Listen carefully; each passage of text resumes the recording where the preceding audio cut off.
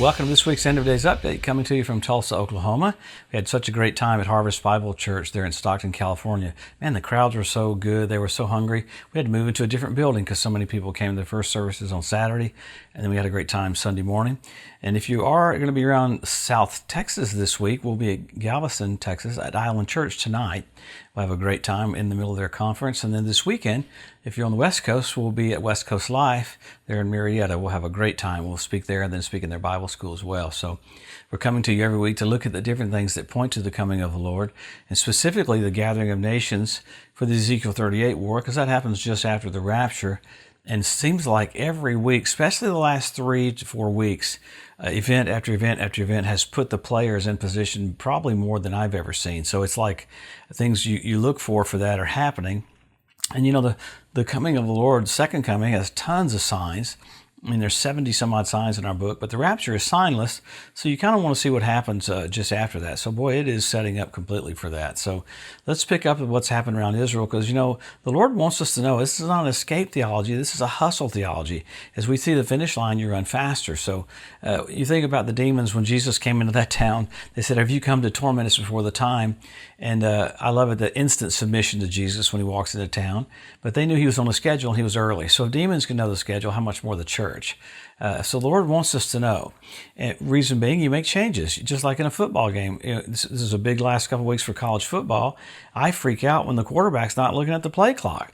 I'm like, because the plays are more crucial. So the church has to get that play clock mentality, because you can drop the ball at the beginning of the game, but when there's only a few seconds left, it's more crucial. In the church right now, we're at the last few seconds of the church age, and things are crucial. It just means everything that you do what you're called to do. So we look at all these things. So number one, let's start with the stuff around Israel. There's so many little things happening. You got really a lot more terrorism happening all over Israel.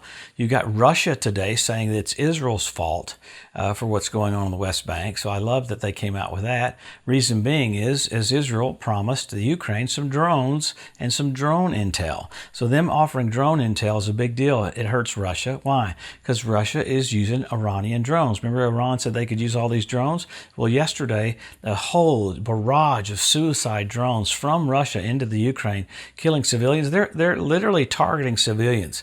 That's why Israel said, you know what, we'll give the Ukraine some intel on these drones, how to fight them, how to combat them. So with that, these are all these things happening at once. Iran said, okay, we're going to start shipping ballistic missiles for Russia to use. So, I mean, that's kind of a game changer when you got ballistic missiles as opposed to drones. The drones are so small. They do carry a payload, but when you got ballistic missiles that can carry a much bigger payload, it's a serious thing happening. So in the middle of that, you had Lebanon accusing Israel of crossing over into this border on the waterways. That's been a huge deal in the last few weeks. Well, in the midst of that, it's kind of intriguing to see Hezbollah coming out and saying that they'll use Iranian drones in their next war against Israel. So it's kind of intriguing to hear all the different guys speak up about what they're going to do. You had China literally form an alliance with North Korea this week, a verbiage of them all coming together. So that's a real second coming tribulation mentality right there. And in the midst of that, you had Qatar say that they want to completely formalize ties with Israel. So you've got Arabs renewing ties with Israel that would never do that years ago. And then you had the kings of the East just this week have a communication that I've never seen them do. So you got some different things happening in the last few weeks that are just like pretty radical to show us how close we are. Again, you had the NASA talk about the diverting of the asteroids, a pretty big deal, huge. Then you had earthquake in Central America, 6.0 on the Richter scale. I think probably the most thing is seeing Iran in position with even an uprising in their own nation. There was a fire that happened at a prison, and some people had gotten killed, like 100 people got killed. You got Turkey doing things that are just bizarre right now. You got immigrants that were coming over from Greece. There was 100 immigrants coming over. They had no clothes on at all. Turkey wouldn't let them come in. So Turkey's firing at the Kurds, not letting immigrants come in, shutting down their nation, and wanting to go to war. So, and Russia's already at war. The Ukraine's at war. Next, Iran's going to be at war next. Next, you'll see Syria. So all these are playing into what's going to happen just before the second coming of the Lord. So leading up to that tells us we're very close. So What do? We look at the Word. We go to the Word. The signs in the Word show us right where we are. Why did the Lord put those all in there? So he said, when you see these things, lift up your heads. Your redemption is drawing nigh. So the whole purpose of it is for you to have joy, radical joy. Don't be downtrodden. You can be living when all this is happening, and you can be downtrodden. Why? At the end of the church age, the church should be so radically filled with joy that your energy is renewed, your joy is renewed, your strength is renewed to do the will of God. In a short period of time, you need a burst of energy, just like the end of a race. So you got Israel made a nation. You got Jerusalem won back. You got the Ethiopian Jews brought back. You got the revival of the Roman Empire. You got the Hebrew language restored. You have all these things happening that are just so amazing. The fertility of the land of Israel. You have them doing sacrifices on the edge of the Temple Mount. You had 5 red heifers come into play the last few weeks. You've got the ritual baths around the Temple Mount fill up with water. You had foxes show up on the Temple Mount. You had fish show up in the Dead Sea. You had a few weeks ago, this one still freaks me out, the Dead Sea where Sodom and Gomorrah was turned blood red. And it turned blood red exactly on the Day of Atonement. So it's blatant. Everything is happening right now. So you had 172 different species of predatory birds show up. So you got the cleanup crew in Israel. So all these groups are getting in position. You have the Temple Mount Institute that last week talked about. They are ready. They started getting the enzymes ready for the red heifers. And you've got a fast track put on from Tel Aviv to the old city of Jerusalem, so you don't have to go through so many corridors. They're going to make a train service straight to the Temple Mount. What for? The third temple. All this verbiage about what's going to happen after we leave. So pretty remarkable. Many other signs. Men will be lovers themselves. So we have selfie sticks, and there's sign after sign after sign after sign that are so blatant. Rabbi Yitzhak Kaduri prophesying that just before the Messiah comes, Israel will be ruled by 2 Benjamins. That happened last year, Benjamin Netanyahu, Benjamin Gantz. You had Russia rebuild the arch for Baal worship in Palmyra. The Talmud says that's the last sign you'll see before the Messiah comes. So we're there. Maybe we have a little bit more time, but I don't think so. I think we're pretty much there. So a lot's going to transpire in a short period of time. So we have a lot of work to do to harvest as much as we can right here before Jesus comes. So then you got signals. You had blood red moons on Passover and Tabernacles. We talk about how radical that is. 4 in a row, that's a tetrad.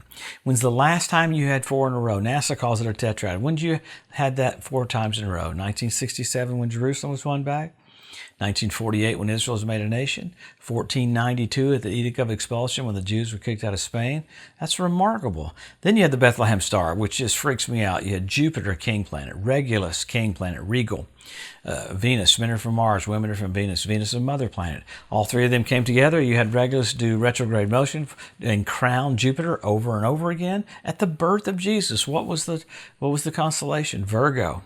Born of a virgin. This last year, NBC Nightly News, so we have a celestial event. We had Jupiter, Regulus, Venus come together. Wow, Bethlehem star. First time in 2,000 years.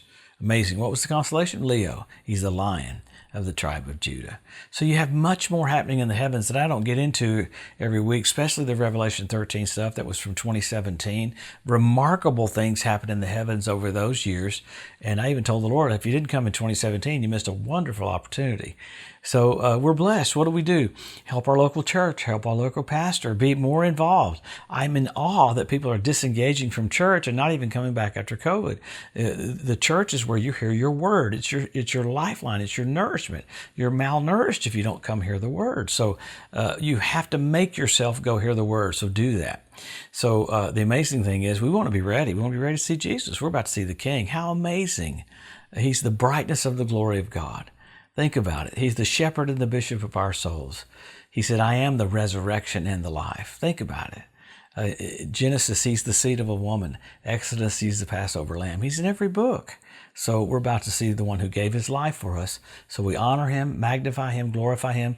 We see Jesus high and lifted up with his train filling the temple. So soon we'll see him as God. Have a blessed, wonderful week. We'll see you next Wednesday. God bless you.